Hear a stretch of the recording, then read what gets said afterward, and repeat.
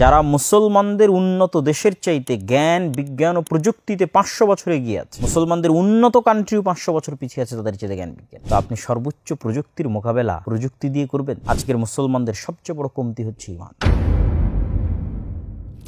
মুসলমানদের জীবনের এই যে মূল্য কমে যাওয়া, এই যে আপনি দেখতেছেন বাজারের মধ্যে ওপেন এক মুসলমান আর এক মুসলমানকে মারতেছে, ঠিক তেমন আপনি গাজার ফিলিস্তিনে কল্পনা করেন মুসলমানদের জীবনের কোনো মূল্য আছে কিনা। সমগ্র পৃথিবীর সামনে এই নৃশংস গণহত্যা চলতেছে। আপনি যদি গত 100 বছরের কথা কল্পনা করেন, তো এই যে মুসলমানদের মূল্য কমে যাওয়া, এটি কিন্তু ওই হাদিসের সাথে মিলে যায় যে হাদিসে রাসূলুল্লাহ সাল্লাল্লাহু আলাইহি সাল্লাম বলেছিলেন যে তোমরা সংখ্যায় অসংখ্য হবে, কিন্তু পৃথিবীর মানুষের পৃথিবীর কাছে তোমাদের মূল্য হবে সমুদ্রের ফেনার মতো। সমুদ্রে চলমান একটা জাহাজের ভ্যালু আছে, সে নিজের সিদ্ধান্তে চলতে পারে। নৌকার ভ্যালু আছে, সে নিজের সিদ্ধান্তে ড্রাইভার যেদিকে চালাবে সেদিকে চলবে। ভ্যালু নাই কার? সমুদ্রের ফেনার। তো আজ সমগ্র মুসলিম উম্মাহ যে সমুদ্রের ফেনার মতো হয়ে গেল, আমার ছোট্ট গবেষণায় বা চিন্তায় আমি মনে করি দুটি বড় কারণে। এক, আপনি যদি মুসা আলাইহিস সালাতু ওয়াস সালামের সময় দেখেন যে ফেরাউন কত শক্তিশালী ছিল এবং মুসা আলাইহিস সালাতু ওয়াস সালাম কত দুর্বল ছিলেন, ঠিক একই দৃশ্যায়ন হবে দাজ্জালের সময়। দাজ্জাল হবে মহা শক্তিশালী এবং পাওয়ারফুল। পৃথিবীর সকল শক্তির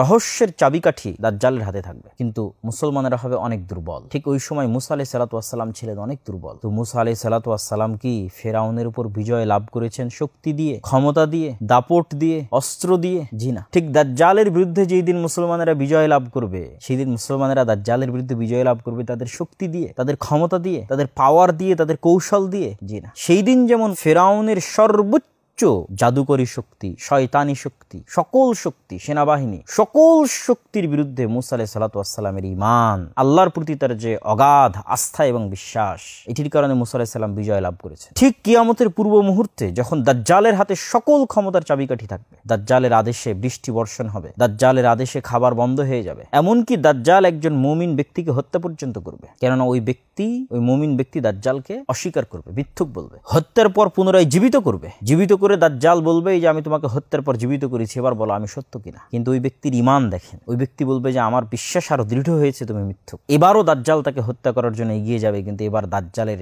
পৃথিবীর সকল শক্তি, যত শক্তি দাজ্জালের হাতে আছে, সকল শক্তি প্রয়োগ করেও দাজ্জাল ওই ব্যক্তিকে হত্যা করতে পারবে না। ওই ব্যক্তির ঈমান বিজয় হয়ে যাবে দাজ্জালের শক্তির উপর। আজকের মুসলমানদের সবচেয়ে বড় কমতিটা কোথায়? আজকের মুসলমানদের সবচেয়ে বড় কমতি হচ্ছে ঈমান। আজকের আধুনিক বিশ্ব, আজকের পাশ্চাত্য সভ্যতা, আজকের গ্লোবালাইজেশনের যুগে যাদের হাতে ক্ষমতা আছে, যারা মুসলমানদের উন্নত দেশের চাইতে জ্ঞান বিজ্ঞান ও প্রযুক্তিতে 500 বছর এগিয়ে আছে। ইরান এবং ইসরায়েলের যুদ্ধের উপর যে ভিডিও করেছিলাম, সেই ভিডিওতে আমি তুলে ধরেছিলাম যে মুসলমানেরা জ্ঞান বিজ্ঞানে কতটা পিছিয়ে আছে। মুসলমানদের উন্নত কান্ট্রিও 500 বছর পিছিয়ে আছে তাদের চাইতে জ্ঞান বিজ্ঞানে। তো আপনি সর্বোচ্চ প্রযুক্তির মোকাবেলা প্রযুক্তি দিয়ে করবেন? সর্বোচ্চ প্রযুক্তির মোকাবেলা করতে হবে সর্বোচ্চ ঈমান দিয়ে, এবং মোকাবেলা সম্ভব। পৃথিবীর ইতিহাসে তার নজির আছে, সেই নজির স্থাপনকারী মুসলমানেরাই।